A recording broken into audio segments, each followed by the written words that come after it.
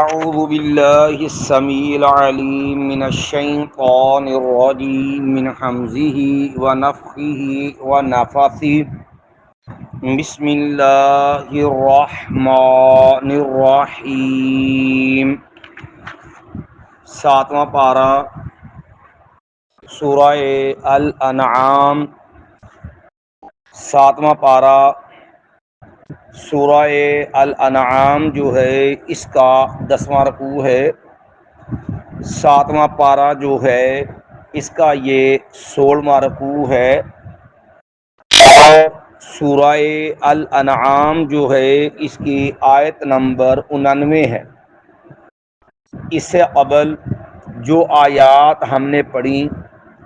قرآن مجید کی، یہ وہ واحد آیات ہیں جس میں اللہ تعالیٰ نے 18 نبیوں کا تذکرہ کیا ہے۔ ابراہیم علیہ السلام، نوح علیہ السلام، داؤد علیہ السلام، سلیمان علیہ السلام، ایوب علیہ السلام، یوسف علیہ السلام، موسیٰ علیہ السلام، ہارون علیہ السلام، پھر ان کے بعد زکریا علیہ السلام، یحییٰ علیہ السلام، پھر اس کے بعد عیسیٰ علیہ السلام، الیاس علیہ السلام، پھر سیدنا اسماعیل، سیدنا یسع، یونس اور لوط۔ یہ 18 نبی ہیں جہاں اللہ نے ان کے نام لے کر کے پھر ان کو مخاطب کر کے فرمایا وَلَوْ أَشْرَكُوا لَحَبِطَ عَنْهُمْ مَا كَانُوا يَعْمَلُونَ، اگر بالفرض وہ بھی شرک کرتے تو ان کے بھی سارے اعمال جو ہیں وہ ضائع ہو جاتے ہیں۔ اور شرک کیا ہوتا ہے؟ یہ چیز سمجھنے والی ہے۔ ہمارے ہاں لوگ عام طور پر یہ تو کہتے ہیں شرک نہیں اللہ کے ساتھ ہونا چاہیے، لیکن لوگوں کو اس بات کا علم نہیں ہوتا کہ شرک کیا ہوتا ہے۔ شرک کا معنی ہوتا ہے حصے داری، برابری، جسے آپ انگلش کے اندر کمپنی سسٹم کہتے ہیں۔ وہ شراکت تھوڑی چیز میں ہو یا زیادہ چیز میں، یعنی کو اللہ کے مقابلے میں نیا رب کا دعوے دار ہو، جیسے فرعون کا دعویٰ تھا نا ربکم الاعلی، میں سب سے بڑا رب ہوں، یا اسی طرح جو ہے کسی اور ہستی کو رب کے مقابل رب بنا دیا جائے، یا پھر اللہ تعالیٰ کا جو وصف ہے، جو اللہ تعالیٰ کی خوبی صفت ہے، وہ صفت کسی اور کے اندر مانی جائے تو یہ اس وصف میں اس کو رب کے برابر کر دیا گیا، رب کا حصے دار بنا دیا گیا۔ اس اعتبار سے یہ اللہ سے بغاوت آتی ہے۔ مثال کے طور پہ ہمارے ہاں جتنا بھی یہ مزارات ہوتے ہیں، جو لوگ فوت ہو گئے ہیں، اب ظاہر جو مر جائے اس کے پاس کچھ نہیں ہے، خالی ہاتھ گیا نا، کفن ہے۔ اب یہ اللہ کی شان ہے کہ اللہ جب کسی چیز کا ارادہ کرے، اس کا کہنا کن ہو جا فیکون، تو وہ ہو جاتا۔ یہ رب کی شان، یہ کسی بندے کا واسطہ نہیں۔ اب جس مردے سے، فوت شدہ بزرگ سے، ہستی سے مانگا جاتا ہے، حالانکہ نہ اس کے پاس کوئی چیز موجود، انسان کی ساری زندگی وسائل پہ ہوتی ہے، کچھ نہیں اس کے پاس، اب اس سے جو مانگا جاتا ہے اس کے بارے میں یقین ہے کہ وہ مدد کرنے پہ بھی قادر ہے، دینے پہ بھی قادر ہے، بس نظر کرم ہونے سارا کچھ ہو جانا۔ تو اب جو کام اللہ نے ارادہ کیا اور کہہ دیا ہو جا تو ہو جانا ہے، اگر یہی طاقت مردے فوت شدہ بزرگ کے اندر بھی ہے، پھر یہ رب کا شریک حصے دار نہیں تو اور کیا ہے پھر؟ کہ اس کے بھی ایک آرڈر سے، ایک حکم سے، اس کی نظر اٹھانے سے، نظر پھیرنے سے جب سارا کام ہو جانا ہے تو یہ تو رب سے بھی 2 ہاتھ آگے چلا گیا۔ اللہ تعالیٰ فرماتا کن ہو جا فیکون، وہ ہو جاتا ہے، اور اگر نظر ڈالنی ہے تو بس سارا کام ہو جانا۔ تو یہ چیز جو ہے، یہ چیز بھی سمجھ جائے شرک ہوتا کیا ہے۔ اسی لیے نبی علیہ السلام اس معاملے میں کبھی بھی کمپرومائز نہیں کرتے تھے۔ ایک بچی نے اتنا کہہ دیا وفینا نبی یعلم ما فی غد، ہم میں ایسے نبی ہیں جو کل کی بات بھی جانتے ہیں۔ آپ نے کہا بیٹی دعی ھذا، نہ میرا بیٹا یہ بات نہیں کہنی، جو بات پہلے کہہ رہی تھی نا، وہ پہلے جو شعر پڑھتے رہو، یہ بات نہیں کہنی۔ تو اس لیے جو ہے شرک بھی سمجھنا چاہیے کہ تاکہ بندہ اس برائی سے محفوظ رہ سکے۔ تو مایا اگر بالفرض وہ بھی شرک کرتے، اللہ ان کا عمل بھی ضائع کر دیتا۔ مایا اولئک الذین آتیناہم الکتاب والحکم والنبوۃ، مایا اولئک الذین، وہی لوگ ہیں، یعنی یہ جو انبیاء علیہ السلام کی جماعت ہے، یہی وہ لوگ ہیں آتیناہم الکتاب، ہم نے دی ہے ان کو کتاب، وہ اللہ کی طرف سے جو تحریری پیغام ان کو ملا، مایا والحکم، اور اللہ تعالیٰ نے ان کو فیصلے کی قوت دی، حکم دیا، نبوت دی، حکم دیا، والنبوت، اور پھر اللہ نے ان کو نبوت عطا کی، اپنا نمائندہ بنایا اپنی طرف سے بندوں کو پیغام پہنچانے کے لیے، ان کو اللہ نے بطور ذمہ دار مقرر کیا، کیونکہ نبوت اللہ کی نمائندگی کا منصب ہے، اسی لیے اس کی یہ اہمیت ہے کہ اگر کوئی نبی کی گستاخی توہین کرے تو اسلام میں وہ واجب القتل ہے، کیونکہ وہاں ایک فرد ایک انسان کی گستاخی نہیں ہے، اصل میں وہ اللہ کے منصب، رب کے دیے ہوئے عہدہ جو ہے اس کی توہین اور گستاخی ہے، اس لیے اس کی سزا بھی اتنی سنگین ہے۔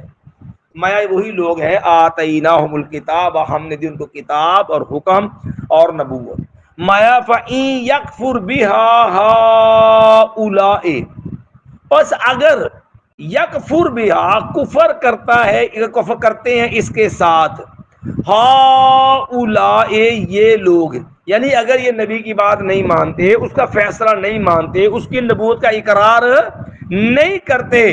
تو فرمایا فقد وکلنا بہا قوما، تو ہم سپرد کر دیں گے، مقرر کر دیں گے،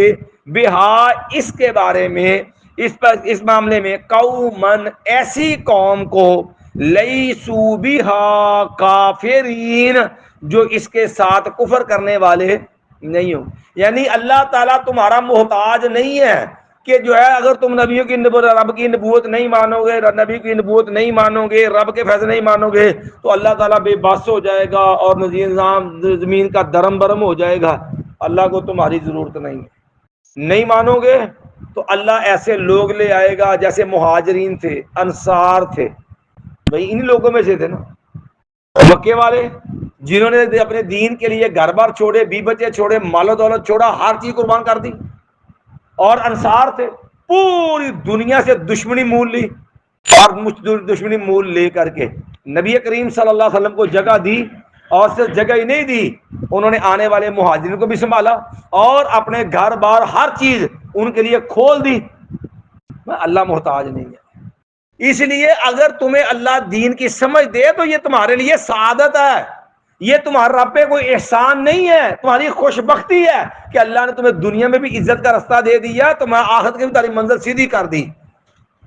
وگرنہ اگر تم ہدایت سے محروم، دنیا بھی برباد، آخرت بھی برباد ہے۔ اس لیے اللہ نے یہ بات دوسرے نامے اور تو بھی سمجھائی ہے کہ اللہ تمہارا محتاج نہیں کہ تم نہیں مانو گے تو رب کا دین جو ہے وہ ختم ہو جائے گا، یا معاذ اللہ بے بس ہو جائے گا، پھر اللہ کو تمہارے ساتھ کو کمپرومائز کرنا پڑ جائے گا۔ اللہ تعالیٰ محتاج نہیں ہے تمہارا، تم اللہ کو تھکا نہیں سکتے، عاجز نہیں کر سکتے۔ اللہ نے دوسرے مقام پر یہ بات اس انداز میں سمجھائی ہے، فرمایا کہ لوگوں اگر تم جو ہے، اگر تم لوگ میرے دین کو نہیں مانتے تو مایا یاد رکھو اللہ جو ہے تمہاری جگہ ایسے لوگ لے کے آئے گا، یحبہم ویحبونہ، وہ اللہ سے محبت کرتے ہوں گے، اللہ ان سے محبت کرتا ہوگا، اذلۃ علی المؤمنین، من یرتد منکم عن دینہ، اگر تم میں سے کوئی اپنے دین سے مرتد ہو، چھوڑ دے اسلام کو، بغاوت کر دے اسلام سے، کوئی پرواہ نہیں اللہ کو، من یرتد منکم عن دینہ فسوف یأتی اللہ بقوم، اللہ سے لوگ لے آئے گا، یحبہم ویحبونہ، وہ اللہ سے محبت کرتے ہوں گے، اللہ ان سے محبت کرتا ہوگا، اذلۃ علی المؤمنین، مومنوں کے حق میں بڑے نرم ہوں گے، اعزۃ علی الکافرین، کافر بڑے سخت ہوں گے، یجاہدون فی سبیل اللہ، رب کے راستے میں جہاد کرنے والے ہوں گے، ولا یخافون لومۃ لائم، باتیں کرنے والے جو مرضی باتیں کرے ان کو کسی کی بات کی پرواہ نہیں ہوگی۔ تو یہ انقلابی مومن جو ہے اللہ ایسے لائے گا جن میں یہ خوبیاں ہوں گی۔ تو اس لیے یہ مت سمجھو کہ ہم نے جو اگر اسلام کا کام نہ کیا، ہم نے دین کا کام نہ کیا، ہم نے اسلام کا تو معاذ اللہ اسلام گر جائے گا، یا اسلام جو ہے معاذ اللہ ختم ہو جائے گا۔ اسلام ہمارا محتاج نہیں ہے، ہم اسلام کے محتاج ہیں۔ یہ ایسا مسئلہ یہاں سمجھنے والا کہ اللہ نے جو مشرکین مکہ وہ رسول اللہ کے مخالف ان کو بھگا، اگر یہ لوگ اس کو نہیں نہ مانتے فقط وکلنا بہا، ہم سپرد کر دیں گے اس ہدایت کو، مایا قومن، ایسی قوم کے سپرد کر دیں گے، لیسو بہا کافرین، جو کفر کرنے والے نہیں ہوں گے۔ تو اللہ کا دین آج تک گر گیا؟ دیکھو نا، سب سے بڑھ کے دین کے علمبردار کون تھے؟ اللہ کے نبی،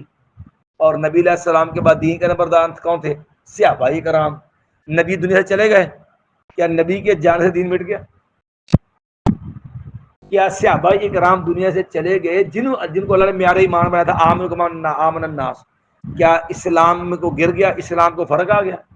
صحابہ نے دور کہاں تھا اسلام لے گئے، تابعین اور زیادہ آگے اسلام بڑھ گیا۔ اسلام ہمارا محتاج نہیں ہے، اسی لیے کسی آدمی کے ذہن میں اگر یہ کوئی ہو نا خرابی کہ شاید میں اسلام کو کندھا دے کھڑا ہوں، میں بڑا دین کا کام کر رہا ہوں، یہ میں موڈا کھینچ لیا نا اسلام تھلو تو اسلام ڈگ پے گا یا اسلام کا نقصان، اسلام کا نقصان لگا۔ کسی یا پیسے والے کو مان ہو کہ میں پیسے لوں گا تا اسلام کا کام ہو رہا، کسی مولوی یا قاری کو مان ہو کہ میں بڑا دین کا کام کر رہا، میں کہتا تا اسلام جو پھیل رہا، بھائی تجھ سے اللہ کام لے رہا، یہ تیری سعادت ہے، ورنہ رب تیرا محتاج نہیں، اللہ کسی اور سے بھی کام لے لیتا ہے، اللہ تو بڑے بڑے گناہ گاروں سے اپنے دین کا کام لے لیتا ہے۔ تو فرمایا اللہ ایسی قوم کے سپرد کر دے گا اس ہدایت کو، لیسو بہا کافرین، جو اس کے ساتھ کفر کرنے والے نہیں ہوں گے، وہ وفادار جیسے مہاجرین انصار صحابہ تھے۔ مَا اولئک الذین ھدی اللہ، وہی لوگ ہیں، یہ انبیاء جو ہیں، ھدی اللہ، جن کو اللہ نے ہدایت دے دی۔ یہ اللہ نے اپنا پیغام، اپنے احکام، اپنی شریعت، اپنے جو ہے بندوں کے لیے دنیا میں جینے کا رنگ ڈھنگ اللہ نے ان نبیوں کو دیا۔ اولئک الذین، یہی وہ لوگ ہیں، ھدی اللہ، جن کو ہدایت دی اللہ تعالیٰ نے۔ مایا اب یہ نبی جو ہے یہ معیار ہدایت ہے، ان کا طریقہ ہدایت والا ہے۔ مایا فبہداہ مقتدی، مایا فبہداہم، پس ان کی ہدایت کے مطابق، مایا فبہداہم، مایا ان کی ہدایت کے مطابق،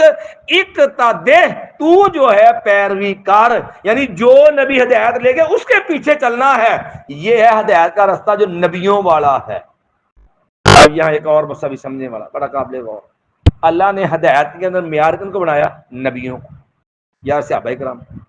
اللہ نے کسے امام کے پیر نو معیار بنایا؟ سمجھنے کی بات، کلمہ پڑھتے ہیں لا الہ الا اللہ محمد رسول اللہ، اذان میں اشہد ان لا الہ الا اللہ اشہد ان محمد رسول اللہ، نماز میں یہ ورد سارا کھڑا ہے، کلمے کے اندر ورد یہ ہے، اذان میں ورد یہ ہے، نماز میں یہ معاملہ یہ ہے، پھر اپنا امام، پھر اپنا پیر۔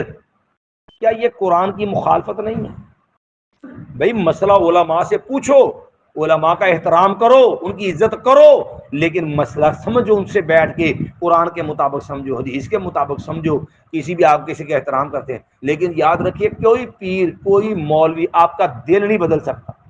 اگر کسی کے ہاتھ میں دل بدلنا ہوتا نا تو رسول اللہ بدل دیتے۔ تو نبی کا سگا چچا تھا اور آپ کہتے رہے یا امی کل کلمۃ احاج لک بہا عند اللہ، چاچا کلمہ پڑھا دیا میں اللہ دلیل پیش کر لاں گا، ایتھے کی سرکار انگل پھیر دل جاری ہو جاتا، وہ ڈان شروع ہو جاتا، کی ہے جی ایک کرنٹ پیر ہے جی، کی ہے جی افلانا جی وہ انج کرتا جی۔ اگر دل کسی کے ہاتھ میں بدلنا ہوتا رسول اللہ بدل دیتے۔ نبی سے بڑھ کر کے کائنات میں کامل کوئی نہیں ہوا، نبی سے بڑا کامل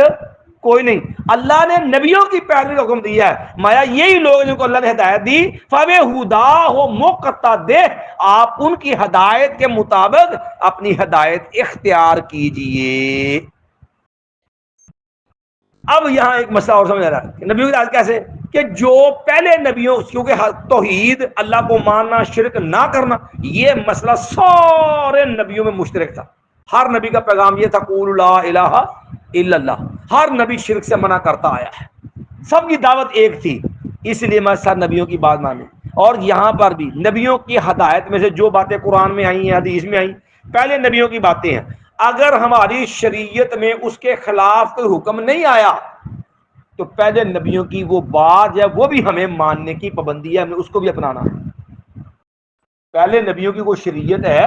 اور اس کا تذکرہ ہمارے قرآن میں آ گیا، اس کا تذکرہ ہمارے پیغمبر علیہ السلام کی سیرت میں آ گیا، اور ہماری شریعت میں اس عمل کی نفی نہیں ہے، تو یاد رکھیے ان نبیوں کی اس بات کو ماننا بھی ہمارے دین کا حصہ ہے۔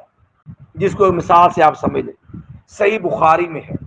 مفسر قرآن سیدنا عبداللہ ابن عباس رضی اللہ تعالیٰ عنہ کے شاگرد تھے امام مجاہد، یہ تابعی ہیں، اور انہوں نے پورے قرآن کی تفسیر سیدنا عبداللہ ابن عباس رضی اللہ تعالیٰ سے پڑھی ہے۔ وہ فرمائے، انہوں نے سوال کیا امام مجاہد نے جو ہے وہ امام مجاہد نے سوال کیا سید عبداللہ بن عباس سے، کہنے لگے استاد جی سورہ صاد، سورہ صاد کے اندر جو ہے سجدہ تلاوت ہے کہ نہیں ہے؟ جہاں داؤد علیہ السلام کا ذکر آیا وہاں سے انہوں نے آتا ہے خرہ ساجدن و اناب، کہ داؤد علیہ السلام سجدے میں گر پڑے، انہوں نے اللہ کی طرف انابت رجوع اختیار کیا، تو داؤد علیہ السلام کے سجدہ کرنے کا ذکر ہے، تو اب سورہ صاد میں سجدہ تلاوت کریں گے کہ نہیں کریں گے؟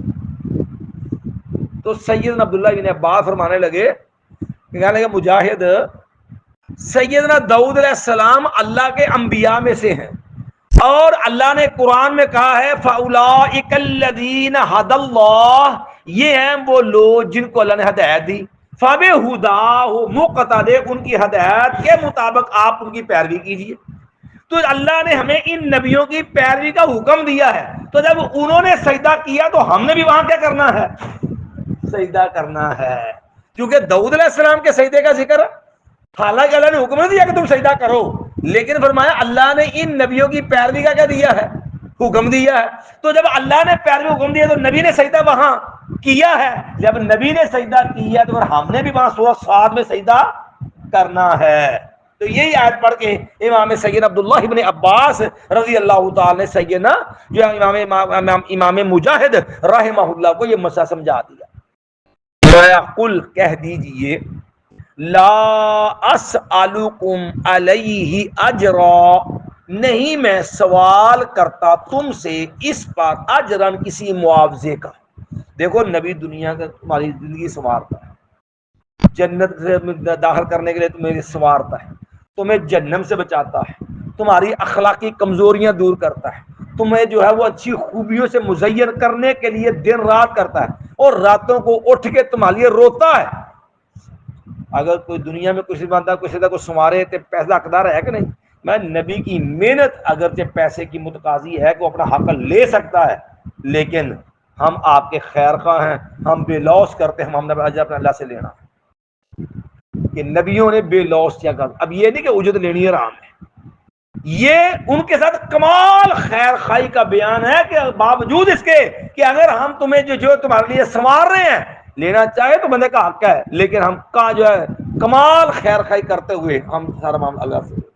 آپ اس کو مثال سے سمجھ لیجیے، ایک بندہ ویلا آوارہ پہ فنڈر پھرتا ہے، کوئی بندہ فن والا ہنر والا دکاندار ہے، کمپیوٹر کا ماسٹر ہے، وہ اس تعلق میں کہتا ہے اللہ کے بندے تو جو زندگی برباد کر رہا آوارہ پھر رہا ہے، اور بیٹا تو میرے پاس آ جائے گا اور 2 گھنٹے میرے پاس ٹائم دے دیا کر، میں تجھے یہ چیز سکھلا دیتا ہوں، تیرے ہاتھ میں ہنر آ جائے گا اور تیرا بیٹا کوئی معاش کا ذریعہ سیدھا ہو جائے گا، تیری زندگی سنور جائے گی، اور تو پتر میں تیرے کو فیس بھی نہیں لیندا، میں تیرے کو فیس نہیں۔ اب وہ اس سے خیر خواہی کر رہا نا، تو ہوں بندہ کہے فلانا اکیڈمی والے فلانے منہ پڑھاؤں وہ تو فیس نہیں مانگتا، لہذا فیس لینی کی ہوگی حرام؟ بھائی فیس نہیں حرام نہیں ہے، بہت اعلیٰ کام ہے، اللہ نے وسائل دی ہے، آپ بے لوث کریں۔ باقی اگر کوئی پیسے معاوضہ اپنی وقت دینے کا لیتا ہے تو اس میں حرج نہیں ہے، وہ مولوی نمازہ نہیں بیچتا، کوئی مولوی جمعہ نہیں بیچتا۔ یہ جو بعض لوگوں میں شیطانی ہے کہ جراثیم جہاں مولوی تنخواہ لے تو پیچھے نماز نہیں ہوتی، دین بیچ دے۔ اچھا بھی جہاں مولوی تنخواہ لینا ہے وہ 7 نمازیں پڑھاؤں کہ 5 پڑھاؤں، تو جی چھٹی کر رہے مسیتوں کی چھٹی ہو جائے تو پھر انہوں معاف ہو جائے، 5 پڑھتا پھر بھی وہ نمازاں ان تنخواہ مسیتوں ملے تا بھی 5 نمازاں نے، جو نماز مسیتوں چھٹی ہو جائے نمازاں پھر بھی کنیاں نے، وہ نماز کوئی فرق نہیں آیا۔ وہ جو آپ کی وجہ سے بندہ ہوتا ہے وہ کہیں جان ہوتا ہے، وہ بیچاری خوشی غمی اور ساری متاثر ہر چیز، وہ جو ٹائم کا پابند ہوتا ہے اصل معاوضہ بیچارہ اس وجہ سے لیتا ہے، وہ دین نہیں بیچتا۔ اس لیے ایسی آیتوں سے بعض لوگ شبہ پیدا کر کے لوگوں کو متنفر کرتے ہیں، جی مولوی دین بیچتے، مولوی دین نہیں بیچتے۔ دین جو بیچے، دین بیچنا یہ ہوتا ہے کہ پیسے لے کے جھوٹے مسئلے، پیسے لے کے غلط مسئلے، وہ ویسے ہی حرام ہے، وہ یہودیوں کا شیوہ، قرآن نے اس کے اوپر سخت وعید بیان کی ہے۔ مایا قل کہہ دیجئے لا اسألکم علیہ اجرا، نہیں میں سوال کرتا تم سے اس پر کسی معاوضے کا، ان ہوا الا ذکری للعالمین، نہیں ہے یہ مگر ایک نصیحت ہے جہان والوں کے لیے۔ یہ کو سمجھے وہ دی خیر خواہی دا سامان ہے سارا، ان ہوا نہیں ہے وہ الا مگر ذکرا نصیحت ہے للعالمین جہان والوں کے لیے۔ ایک بار پھر ترجمہ دہرا لیں، میں اولئک الذین آتیناہم الکتاب، وہی لوگ ہیں دی ہم نے ان کو کتاب، والحکم اور حکم، والنبوت ہم نے ان کو نبوت عطا کی، میں فإن یکفر بہا ہؤلاء، پس اگر وہ انکار کرتے ہیں اس کے ساتھ، فإن پس اگر یکفر وہ کفر کر دیں، بہا اس کے ساتھ، ہؤلاء یہ لوگ، فقد وکلنا بہا پس تحقیق ہم سپرد کر دیں گے اس کو، کس کو؟ اس ہدایت کو، مایا یہ نبیوں والے پیغام جو ہم سپرد کر دیں گے اس کو، قومن ایسی قوم کے، لیسو بہا کافرین جو نہیں ہوں گے اس کے ساتھ کفر کرنے والے، مایا اولئک الذین ھدی اللہ، وہی لوگ ہیں اللہ نے ان کو ہدایت دی ہے، فبہداہ مقتدی، ان کی ہدایت کے مطابق تو جو ہے وہ ان کی پیروی کر، قل کہہ دیجئے لا اسألکم علیہ اجرا، نہیں میں سوال کرتا تم سے اس پر اجرن کسی معاوضے کا، ان ہوا الا ذکری للعالمین، نہیں ہے وہ مگر ایک نہیں ہے وہ مگر نصیحت ہے تمام جہان والوں کے لیے۔ سبحان بحمدہ، اشہد ان لا الہ الا انت استغفرک و اتوب الیک۔